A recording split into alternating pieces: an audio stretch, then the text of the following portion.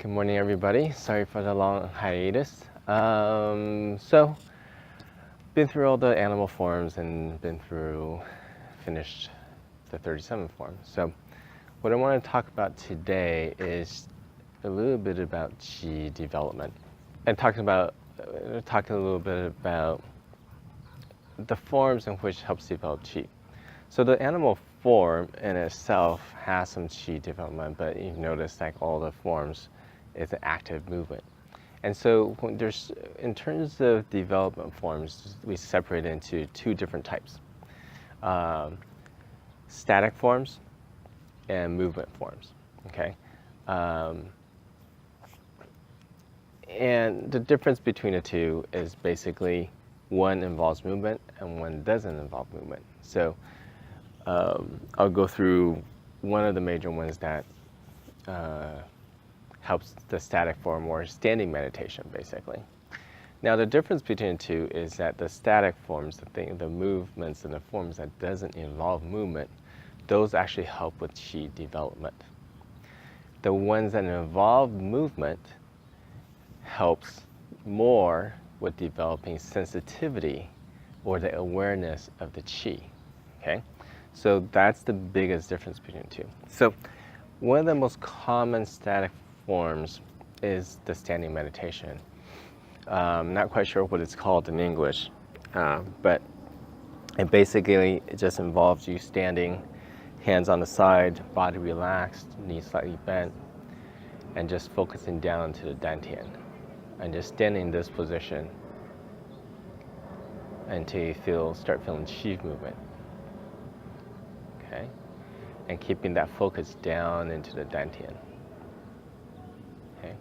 So, everybody has a little different positioning, but the way I was taught was to have the feet, inside of the feet on the inner shoulder width apart.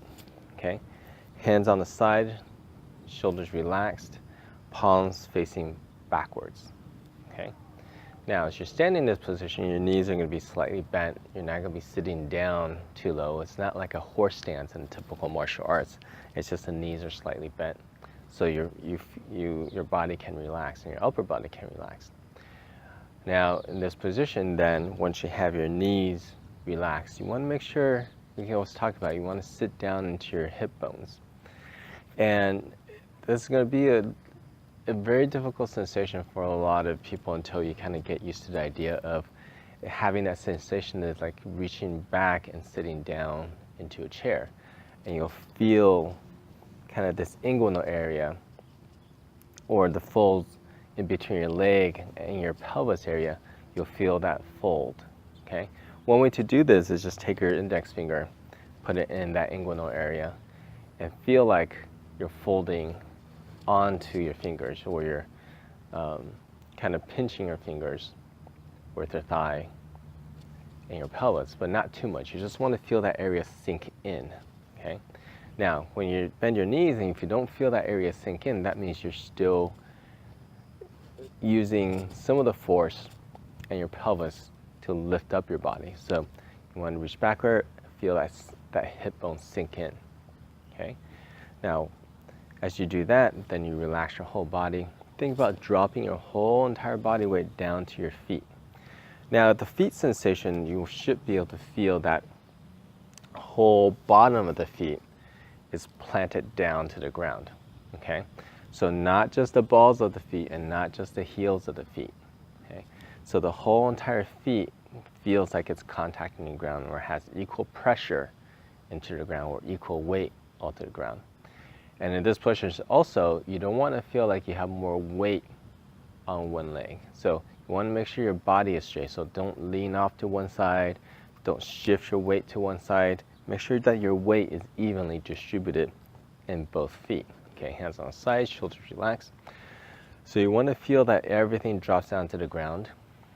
And at the same time, you want to feel like there's a string. And郑曼青talks about, or if you look at some of the older texts of the Tai Chi, they talk about the string coming from the top of the head, typically the vertex of the head, pulling the spine up towards the sky, okay? So have that sensation of that part of the head being pulled up. Now, if you have any difficulties feeling where that vertex is or imagining where that vertex is, what I recommend is look for your ears. Now, on the back of the ear or on the tip of the ear, if you take it on both sides and you go straight up and around, that's where your vertex is going to be. Okay, that's where the top of your head is going to be. So think about that area. So what we can do is find that point coming up from the ear, have a little hand finger sensation. You can feel where that point is, so you can have an idea, okay, that's where I'm going to start. So the vertex of the head is a little bit different from what we call the center of the head. Now the center of the head is a little bit right before the ear, okay?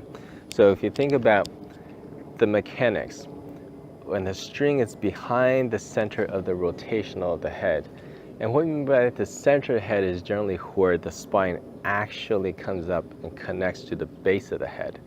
So if you think about a wheel, now that coming through the center head, but your point of the string is a little bit behind that and you pull that area up, your head is actually going to tilt forward a little bit. And that's what's and so what that does is that actually causes the chin to tuck in a little bit. Okay, so most people say, well, you know, you stand, and what's sitting meditation or standing meditation, you want to sit straight and you tuck your chin in a little bit. If you just tuck your chin in a little bit, you don't necessarily get that sensation of the whole spine moving up. Okay, so that's one key aspect.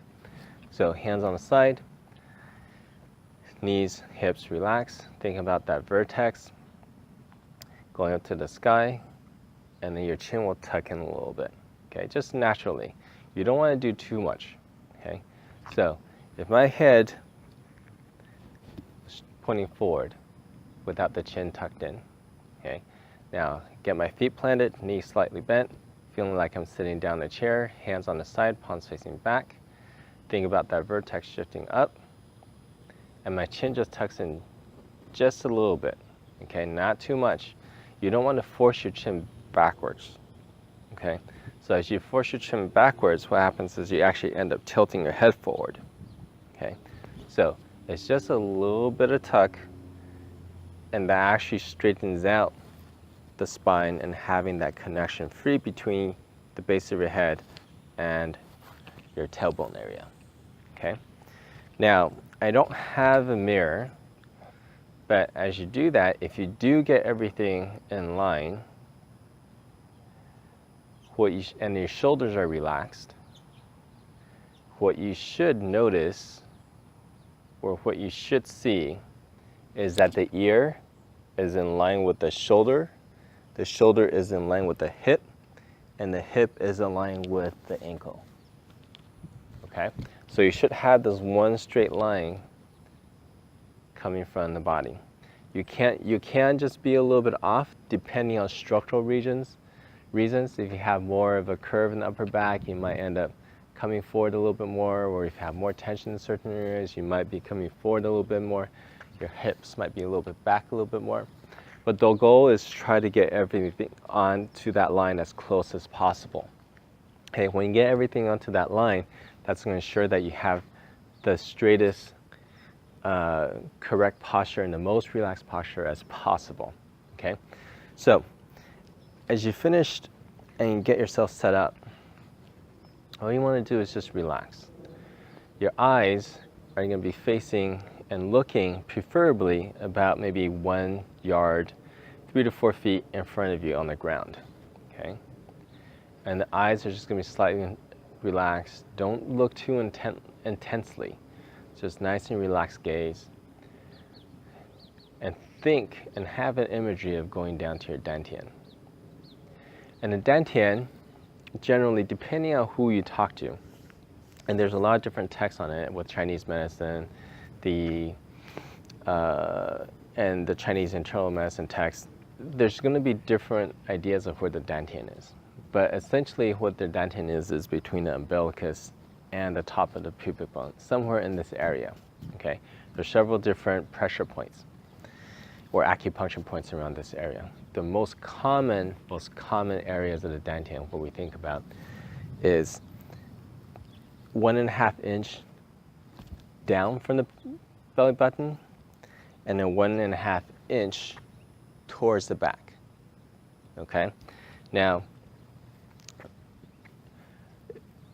if you want to get it into more detail, then what you want to do is separate the body from front to back into sevenths. And it's 1/7 back from the skin towards the back. Okay? It's a little bit too hard for most people to figure that out. So usually what I say is look at your fingers, hold up 3 fingertips, or 3 fingers, hold together. This width is 1.5 inch. Okay?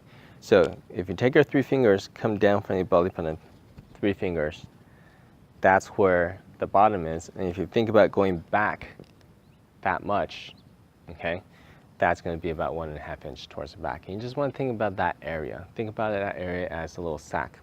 And think about that area having a red hot ball that's collecting energy and turning. Okay? So as you're standing and relaxing, just focus into that area. And think about a red hot ball just turning. All you have to do is just relax and think about that area. And in time, you'll start feeling some heat, you'll start feeling some things actually moving in there, and it'll start condensing a little bit. And eventually, throughout time, as you're still building up, start building up the energy and the qi, then you start actually feel like there's like a ping pong sized object there that's actually turning. So that's generally basic for qi development. Okay, so that's one of the most common static forms or exercises for qi development. There's other ones that I won't get into too much detail, but this is the most common one, and probably one of the most effective ones. And so do this quite often. Now, once you start developing some of this qi, and you do the movement exercises, then you can start feeling more of that energy going around. Now, one of the other movement exercises I went through already that's really common, really helpful, is the bear turn, right? So the bear turn, if you focus down into the dantian, it also helps with some development, but it really helps you feel and be more aware of the motions and the movement and of the qi throughout your whole body. Okay? So, some people do talk about male and female differences. If you want to go into more of that difference, for females, the area of the dantian is actually at the level of the umbilicus, going back 3 inches towards, 1.5 inches towards the back. The reason why that is because of the anatomical differences between the male and female. The female having a uterus that actually sits, so some of the anatomical structures are actually a little bit higher. And some of you say, well, there's no such thing as, anatomically for areas of the dantian. Some French anatomists team did some dissections and actually found, when they were trying to dissect out the layers around the dantian area, found an actual pocket or space between 2 fascial sheaths and 2 anatomical different layers in there, and in that dantian area. So they assumed that part could possibly be the dantian, but with a dead person, you never know.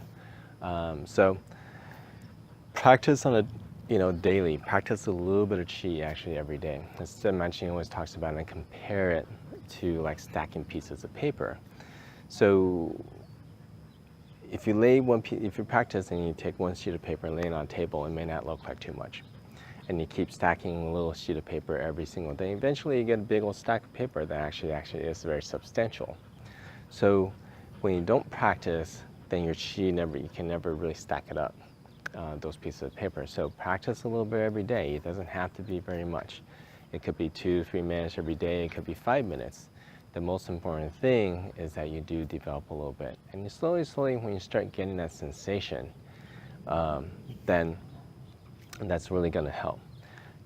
The other thing is, don't stand for too long. If you start feeling like your legs are getting sore, and your legs are starting to shake because it's getting tired, it really doesn't help anymore, because that actually creates more tension in your body, and you're not allowing your body to relax, and your chi actually doesn't flow very well, and then your body starts tensing up, and then you just don't get as much, and you can't focus down to dantian anymore. And instead, your mind is off somewhere trying to figure out what to do with the legs and how to relax your legs. So the most important thing is to stay relaxed, have a peaceful mind, breathe naturally, and slowly you start having that development. Okay? So I'm not going to go into too much about the actual chi flow and how that travels and how it's supposed to travel. If you guys are interested, I could go through it and make another video. Let me know. Give me message me in the comments below. See how many I want to take. See how many you guys are really interested in learning the chi flow and the directions and things like that. So that's it. If you have any questions, make a comment below. If you like what I'm doing, give it a thumbs up. Subscribe to my channel, and I will see you guys next time.